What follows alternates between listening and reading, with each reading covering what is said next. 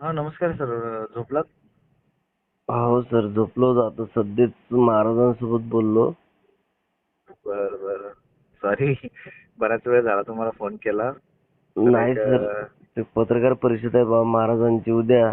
हो हो हो. आणि सांगली तर सांगली जिल्ह्यातल्या प्रशिक्षकांना सांगायचं होतं, म्हणून महाराजांना फोन केला मी. म्हटलं काय कसं काय, तर ते म्हटले की तुमच्या माध्यमातून सांगा म्हणतात तेवढं. मग लगेच मी ते त्यांनी सांगितलं, म्हटलं व्हिडिओ वगैरे बनवला, बस आता झोपण्याची तयारी होती. काय म्हणत होते सर? काही नाही काही नाही. मीच महाराष्ट्रातील तमाम प्रशिक्षणार्थीच्या वतीने, माझ्या हं. वतीनेही जेवढं काही डाटा आहे माझ्याकडं, हा तो त्या सर, आता तुम्ही पत्रकार परिषदेच्या माध्यमातून मांडण्यासाठी मला पण वाटतंय की त्या ठिकाणी उपस्थित राहणं मला योग्य वाटतंय. म्हणजे तुम्ही सांगलीला जाणार आहात का? हा, सध्या मी आता पुणे आहे. आता आता मी निघालोय. आता 3:37 झालेत. हा तरी आता मी त्या हा पत्रकार परिषदेच्या टायमिंग पर्यंत पोहोचण्याचा प्रयत्न करतो. कितीपर्यंत पोहोचणार सर तुम्ही? पोहोचणार कधी माहित नाही, पण आता सध्या तर निघालोय. 11:30चं टायमिंग आहे सर त्या पत्रकार परिषदेचं. मी प्रयत्न करतो पोहोचण्याचा, कारण महत्त्वपूर्ण डाटा माझ्याकडे आहे. कायदेशीर जी-आर आहेत, शासनाचे आदेश आहेत आणि नुकतं कालच्या तारखेमध्ये 15 तारखेच्या आतमध्ये हं, एक जी-आर निघालाय हं, की रिक्त जागासाठी पदभरती करण्यासाठी आकृतीबद्ध आराखडा शासनाला दिला गेलेला आहे. म्हणजे वित्त विभागाला ते भरती करण्यासाठी दिला गेलेला आहे. अच्छा. त्या अनुषंगाने जर आपला विचार करण्यात येत असेल तर मग उत्तमच आहे. आपल्याला व्यथा मांडायला काय चाललंय. नाही नाही, शा- नक्कीच. नक्कीच. शासनापुढे आपण अनेक पर्याय उपलब्ध करून देऊया अच्छा. आणि जसं जमेल तसं शासनाला आपण रोजगार मिळवण्याच्या उद्देशानं विनंती करूया किंवा तशा पद्धतीनं आपण त्यांच्यापुढे रोजगार कसा द्यावा. नाही आपल्या नाही. आपल्या परीनं जेवढं आपल्याला जमतं त्या पद्धतीनं आपण देण्याचा प्रयत्न करूया. नाही सर, मी आझाद मैदानावरती पाहिली तुमची डॉक्युमेंटरी जी आहे ती. तुमचं जे तुम्ही आजपर्यंत जमा केलेले सर्व शासनाचे असतील, जी-आर असतील, काही मागण्या असतील, ती सगळी डॉक्युमेंटरी मी तुमची बघितली त्या दिवशी. खरोखर खूप तुमची तळमळ दिसून येते प्रशिक्षणाप्रती. तुम्ही सुद्धा प्रशिक्षणार्थी आहात. मी सुद्धा प्रशिक्षणार्थी आहे. आणि मी आता 1:30-2 वाजता महाराजांसोबत बोललो. हं. आणि आता तुमचा फोन आला परत. म्हणजे खरोखर सर, मला अभिमान वाटते की मी प्रशिक्षणार्थी आहे आणि तुम्ही आमच्यातले कोणीतरी परिवारातले आहात.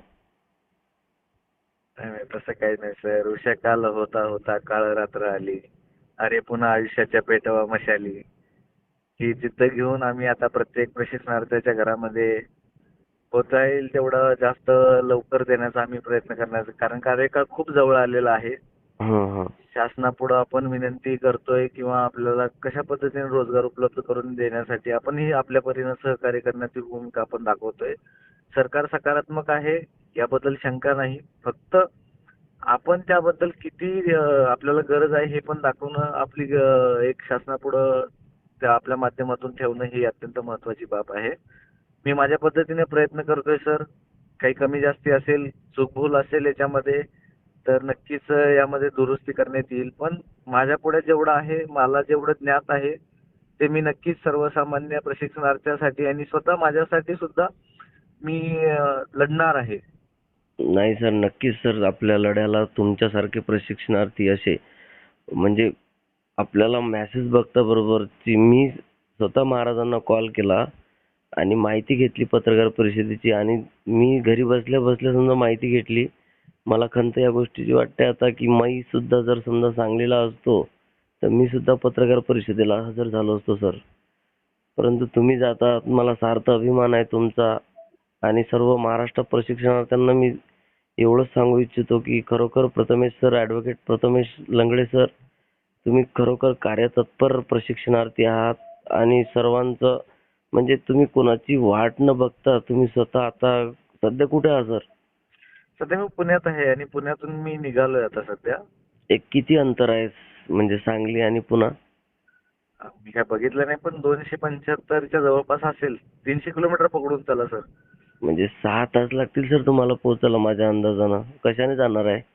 आता सध्या तरी काय बघितलं नाही सर. बघू ज्या गाडी भेटेल मग वेळेत जी पोहोचवेल त्या गाडीने मी जाणार आहे सर.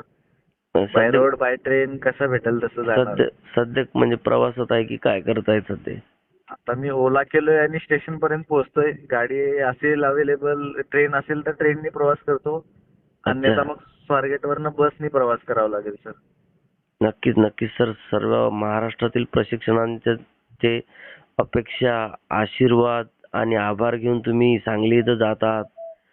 त्या सर्वांच्या आशा, अपेक्षा आणि इच्छा, आकांक्षांना बळ येवो हीच मी एवढ्या रात्री ईश्वरचरणी प्रार्थना करतो. आणि आपल्या लढ्याची जी काही तुम्ही खंबीरपणे कुठलंही आंदोलन असो, काहीही असो, तिथं तुम्ही कार्यतत्परता दाखवता. कुठं आम्ही कमी पडत असेल तर आम्ही खरोखर मनापासून आपली माफी मागतो. आणि काय नाही. तुम्हाला ज्याच्याकडे विचार आहे त्यांनी विचार द्यावा, ज्याच्याकडे कृती आहे त्यांनी कृती द्यावं. हे संघटन इतकं प्रिय आहे ना सर, याच्यातून सर्वांचं भलं होणार आहे, सुजलाम सुफलाम होणार आहे सगळेजण. आनंद नक्कीच आहे नक्कीच की सर. याच्यामध्ये जो भरकटलेला जो प्रशिक्षणार्थी आहे तो नक्कीच संघटनेच्या माध्यमातून एकत्रित येण्याच्या माध्यमातून प्रयत्न करावा. ज्याच्याकडे ज्ञान आहे त्यांनी ज्ञान द्यावं, विचार आहे विचार द्यावं, कृती आहे त्यांनी कृती द्यावं. एकत्रित जेवढं होता होईल तेवढं प्रयत्न करावं. नेतृत्व आपल्यासाठी प्रयत्न करते, पण प्रशिक्षणार्थी म्हणून एक चांगले सुशिक्षित नागरिक म्हणून या समाजातला, या भारतीय नागरिकत्व असलेला किंवा या महाराष्ट्रातला रहिवासी असलेला आपला प्रशिक्षणार्थी आपण परप्रांतीयासाठी लढण्यासाठी किंवा मराठी भाषेसाठी आपण एकवटतो. पण परप्रांतीयाला हटवण्यासाठी माननीय राजसाहेब ठाकरे असतील, माननीय ठाकरे असतील, यांनी अनेक हे केलेत. पण या राज्यातला हा युवक आहे, हा सुशिक्षित बेरोजगार वर्ग आहे.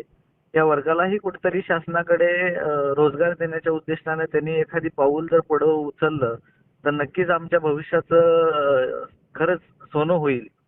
यात शंका मला वाटत नाही. पण असे काही मुद्दे आहेत सर की प्रत्येकाने जर याच्यामध्ये शासनाला जर जाब विचारला तर नक्कीच याच्यावरती लवकरात लवकर तोडगा निघेल याचा मला शंका वाटत नाही सर.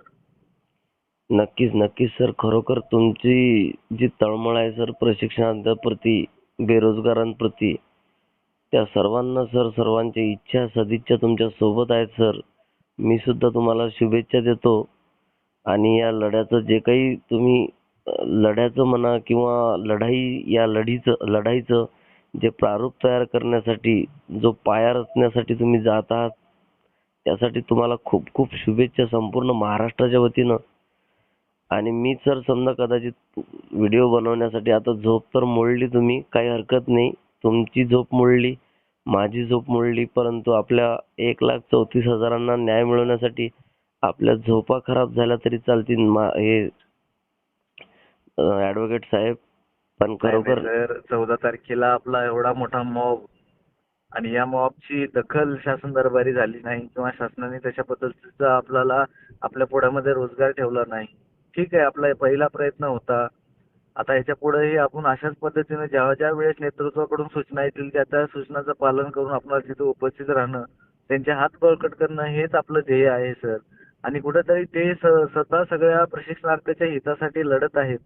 म्हणून माझी एक सर्व प्रशिक्षणार्थीला अजून एक विनंती आहे की कुठंतरी प्रशिक्षणार्थ्यांनी हे थांबवलं पाहिजे की टीका-टिप्पणी करणं असेल किंवा नेतृत्वावरती बोलणं असेल, या सगळ्या गोष्टी तुम्ही बाजूला ठेवाव्या.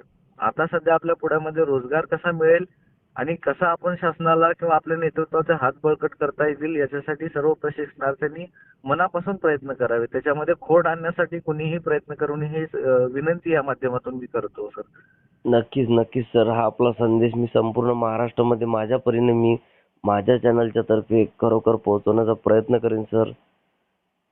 तुम्ही तुमचा म्हणजे एवढी रात्र तुम्ही घालवत आहात, एवढ्या रात्री तुम्ही निघालात, खरोखर तुमचं मनापासून सर आभार व्यक्त करतो सर. आणि पुढील जो प्रवासासाठी तुम्हाला मी एक प्रवासाबद्दल तुम्हाला म्हणजे हॅपी जर्नी म्हणून तुमचा निरोप घेतो सर. मला सुद्धा एक आता परत अर्धा तास सर एक व्हिडिओ बनवण्यासाठी मला द्यावा लागेल. मी सुद्धा थोडासा वेळ घेतो आणि सकाळी सर्वांच्या मोबाईलमध्ये हा आपला व्हिडिओ असेल अशी आशा बाळगतो सर.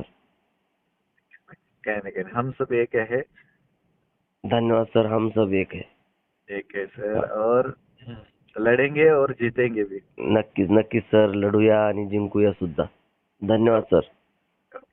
नमस्कार. आरामशीर जा, शांततेत जा आणि जिंकून या.